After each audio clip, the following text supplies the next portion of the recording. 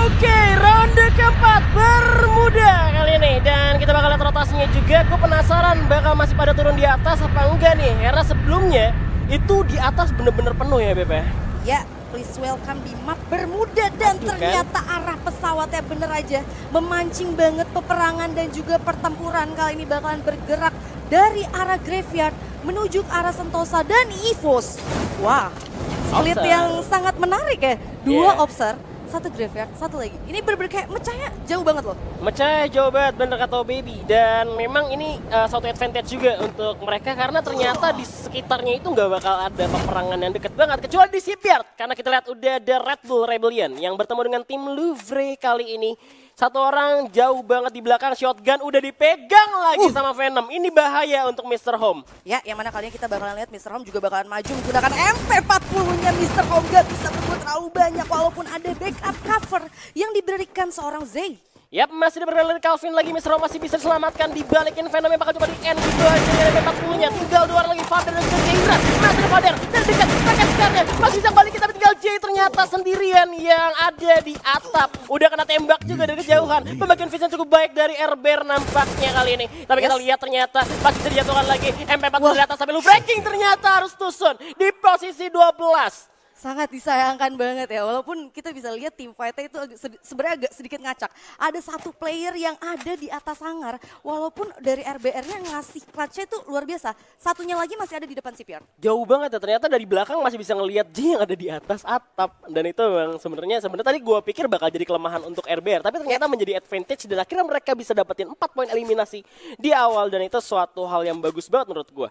Gurih banget ya, pakai MP40 dari atas bisa dapat knock 2 kalau nggak salah tadi. Iya, Gue sampai tercengang juga ya. Walaupun, untungnya ada vision dari jauh. yes, walaupun ternyata dari Louvre-nya sendiri harus dipulangkan di peringkat ke-12, but it's okay. Kita masih ada 2 game lagi yang tersisa nantinya. Udah terbakar-bakar nih RBR nih. Dan masih belum lihat lagi untuk sekitar tempat lainnya. Karena di atas kali ini nggak seperti di game pertama. Karena di ronde pertama bener-bener full banget di arah atasnya. Tapi kali ini cuma ada RBR, terus ada Louvre juga. Tadi kita bisa lihat ada EVOS EVOS. dengan splitnya di daerah observatory ya kan. Ya, dan kita agak sedikit bergeser ke pemuncak klasemen sampai dengan ronde ketiga tadi ada dari anak-anak RRQ Hades. Dan bisa dilihat juga kali ini anak RRQ juga lumayan nyaman. Mereka ngeluting di wilayah pick dan nge-splitnya juga lumayan jauh. Gua rasa mereka benar-benar natis kalau misalkan di picknya sendiri itu masih kosong ya. Belum ada yang mau nabrak nih. Belum ada yang mau nabrak nih. Di peringkat pertama loh. Harus ditabrak nih, diliatin dulu kan di Purgatory. Ntar RRQ turun di mana? Ayo kita hajar ya kan. Biasanya kan gitu. Tapi biasanya malah jadi advantage untuk tim-tim yang ditabrak. Karena kalau misalkan gue flashback lagi ke dulu pernah ada tim Dranex waktu season 2 FFVM. Itu waktu ditabrakin malah jadi advantage karena Dranexnya malah nyayur di sana. Yes, anak-anak dari First Rider kali ini ya. Udah langsung ngamanin di wilayah kota tuanya aja dari First Rider. Masih coba santai-santai aja kali ini Lihan. Yap, bakal looting-looting aja karena ini nggak secepat tempo game-game sebelumnya ya. Dan di Sentosa pun ternyata ada The Prime yang udah kedengeran juga suara kalengnya ke arah tim Boss Nightmare yang di sana gue liat cuma ada satu orang, ternyata ada dua muncul tiba-tiba. Kayak bertelur gitu ya. Iya, kayak bertelur gitu. Muncul lagi satu lagi, ada 2 player walaupun kali ini masih belum terlihat 2 player yang tersisa dari Boss Nightmare. Gua rasa dari Limzy sendiri nggak natis karena dia juga nggak mutusin buat turun kali ini. Dan Limzy sendiri bakalan coba untuk looting, coba regroup lagi ke arah dari teman-teman ya kali ini. Iya, bakal coba untuk lewat ujung map aja, lewat pinggir-pinggir pantai ya kan. Dan tim Boss sendiri pun nggak ngelakuin tembakan, nggak ada terlihat mau ngelakuin setup buat fight ke arah tim The Prime. Karena masih bahaya banget juga. Ya. Gue rasa memang lootingan dari Bossnya sendiri belum lengkap sih. Mereka belum pede banget untuk fight pastinya. Gue rasa Dan, sendiri kalau iya. misalnya kita lihat ngomongin soal Bermudanya, emang temponya tuh bener-bener dibikinnya tuh super pasif sih. Pasif ya? Kayak bener-bener di game awal itu Bermuda juga luar biasa pasif. Baru tim fightnya itu ketika kayak mau masuk ke late game. Karena ngelihat ini bukan liga lagi, karena ini juga udah menjadi hari penentuan siapa yang kira-kira bakal menjadi juara satunya ya kan. Pasti mereka juga nggak mau nyanyiin ini, nggak mau nyanyiin hal kesempatan yang udah mereka dapetin sekarang bisa di panggung sebesar ini juga. Dan tapi ternyata di sini Boss udah melihat pergerakan dari 2 orang tim The Prime, di mana masih dipantau aja dari balik pagar. Dan di The Prime-nya gue rasa ini Gak natis ya? natis banget. Dia ngeliat, Oke, kita sepertinya bakalan nunggu tim fight yang terjadi di arah Sentosa, tapi kali ini agak bergeser sedikit ke arah dari anak-anak Bigetron Beat yang udah mulai ngamanin dari rumah 3 belakang Clock Tower kali ini. Masih Luar biasa, iya, luar ngamanin biasa compound. pasif. Luar biasa pasif, benar banget 11 tim masih ada. Lagian zona juga belum nutup juga. Masih bisa jadi advantage buat tim RRQ kalau gini gue rasa. Ya, yang mana RRQ sendiri kita ketahuin dia objektifnya zona dan dia juga punya defensif yang sangat kuat untuk berada di late game pastinya. Gak pakai predik biasanya. Nggak pakai. Maksud gue gak pakai info box gitu. Pakai predik gitu. Pakai prediksi, pakai naluri kayaknya. Ditambah lagi sebenarnya mereka juga nggak objektif sama resource. Kita bisa lihat tadi waktu di kalahari juga resource yang dimiliki sama Legalot itu dia pakai tas level 1 awalnya untuk ada di Refinery. Terus dia juga pakai Mr. Weiger. Med kita cuma 3. Jadi benar-benar kayak objektifnya oke, kita masuk late game-nya dulu. Sampai akhirnya benar-benar bisa konsisten selama 3 game berturut-turut. Iya, pemanfaatan mereka juga terhadap peperangan yang lagi terjadi juga bagus gitu. Kayak, dia lagi perang, kita nggak usah ikutan. Ngapain kita ikutan buang resource? Tapi kalau misalkan kita bisa steal kill, lakukan. Tapi kalau misalkan nggak bisa, tahan aja. Ya kan? Tapi kita semua butuh poin pastinya buat ngejar peringkat pertama. Karena gap poinnya nggak begitu gap poin sakit harusnya. Iya. Biasanya cuma beda 2, beda 5. Nah, itu ketika kalau misalkan memang lu nggak main agresif. Sebenarnya kalau misalkan dari 6 game ini dengan perhitungan poin segini, lu cukup main agresif sekali atau 2 kali. Setelah itu lu bakal main konsisten aja. Cukup ya sebenarnya. Cukup sebenarnya. Kecuali lu di 6 game tersebut nih misalkan main cuma placement point doang, main konsisten doang, cuman nggak pernah main agresif itu ke poin eliminasi dikit gitu, cuma buyah-buyah doang. Terus lu tusun sekali kelar, biasa kayak gitu. Dan ada man of the match kita kali ini dari ronde ketiga dengan 9 kill yaitu ada Chanzu kali ini. Tadi sebelumnya Legalot, terus dikasih lagi sekarang dari RRQ Hades lagi seorang Chanzu. Aduh, bahaya banget nih RRQ nih. Kalau misalnya lihat mereka tinggal ngamanin placement point sih gue rasa. Dan seperti yang Legalot pernah bilang juga waktu di regular season ya. Yes. Sebenarnya dia nggak butuh buyah, yang penting 10 poin eliminasi aja tiap match katanya. Dan kalau kita ngomongin soal RRQ, sebenarnya RRQ juga pernah mewakili nama Indonesia Ya. untuk ada di kancah internasionalnya ya. Pernah juga bareng sama EVOS waktu itu. Yes, dan kita bakalan lihat kali ini apakah kira-kira bakal mengulang kembali sejarah pastinya yang mana lahir dari Free Fire Indonesia Master. Dan tapi kali ini dari RRQ-nya sendiri masih coba untuk ada di wilayah atas dan bakalan ada team fight kali ini. Lihan dari seorang Darko udah sempat terkena damage ke arah dari Ling nih bos sepertinya. Yap, udah dipantau aja kali ini bersama Darkol dengan snipernya juga ke arah Baby tapi masih ditahan. Ini bisa jadi manfaat juga untuk Links, di mana mereka manfaatin compound dengan cukup baik juga. Kalau misalkan First Raider memilih untuk ngerush ke dalam, itu bisa dihabisin di jalanan. Kayak di open field udah habis duluan. Walaupun kali ini satu obstacle yang dimiliki sama anak-anak Lynx nih bos sebenarnya free banget sama grenade. Dia benar-benar punya banyak banget jendela. Harusnya kalau misalkan spamming grenade, resource grenade yang dimiliki sama anak-anak First Raider itu cukup, gua rasa bakalan lebih mudah pastinya untuk rushing. Tapi kita bisa lihat Jauh anak-anak soalnya Lynx posisinya. mutusin kayak buat back off ke belakang.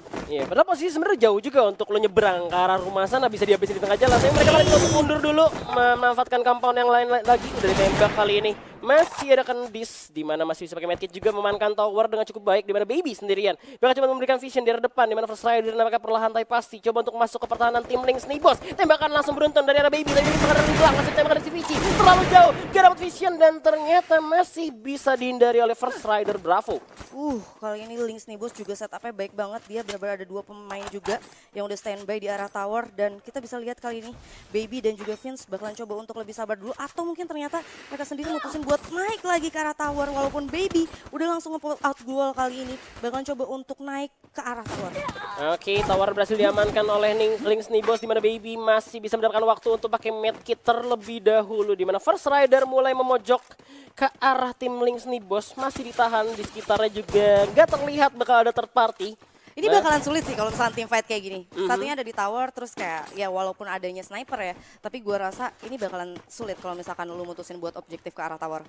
Yap, masih terlihat bener-bener mainnya tuh main aman banget gitu, nggak malah terlalu terburu-buru. Wow. Dan kalau misalnya kita lihat sekarang udah ada split yang jauh banget dari Boss Nightmare juga tentunya, di mana Riza, Fear, I'm God masih berjauhan sekali. Hyde pun ada di ujung map, tidak terlihat. Luar biasa banget Iya. ya. Ini gameplaynya baru semua loh. Baru Ini semua loh, baru bahkan semua. EVOS aja yang sebenarnya di observatory terus rotasinya cepet, kali ini aja dia sampai bener-bener zonanya mau masuk lagi ke zona ketiga ya berarti ya. Ini Dia masih ada di observatory. dia mau pakai info box nggak cuma satu, pakai 2 karena kurang yakin. Kurang yakin Kurang ya. belief ya, jadinya dia harus pakai satu lagi di Shipyard, satu lagi di sebelah kanan di keraton, nyari lagi gitu ya. Buat nyari info boxnya biar lebih yakin lagi kira-kira zona ketiganya bakal ada di mana. Yes, dan luar biasa super duper pasif kita bisa lihat beberapa team fight yang tadi ada dari Sentosa juga juga sampai sekarang ke wilayah hangar juga. Masih 11 tim, masih 44 pemain. Objektifnya terlalu gimana nih? 3 game kita dikasih pemain yang agresif, tapi 3 game nampaknya ini udah kelihatan lagi nih, game keempat tuh dikasih yang pasif kayak gini. Dia bakal pecah banget di late gamenya, karena memang zona yang bakal menentukan siapa yang jadi pemenangnya untuk ronde kali ini. Yes, walaupun kali ini di wilayah hangar juga udah ada satu tim juga yang mulai masuk juga. Tapi kita masih belum lihat itu dari tim mana. Bergeser sedikit nih.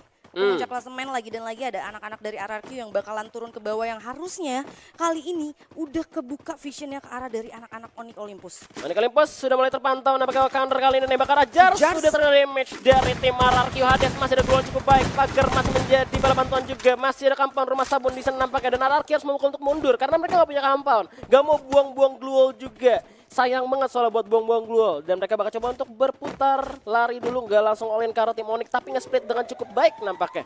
Ya walaupun ada satu pemain yang sebenarnya kali ini standby ngebuka vision ke arah para player dari Onyx Olympus ya, dan yang tiganya lagi bakalan coba untuk masuk ke Bima Sakti dari sisi kirinya. Kita bakalan lihat kali ini Okaner juga udah mulai nge-spot ke arah bawah, dan kali ini RRQ sendiri nggak begitu diuntungkan karena dia juga masih ada dari luar zona itu sendiri.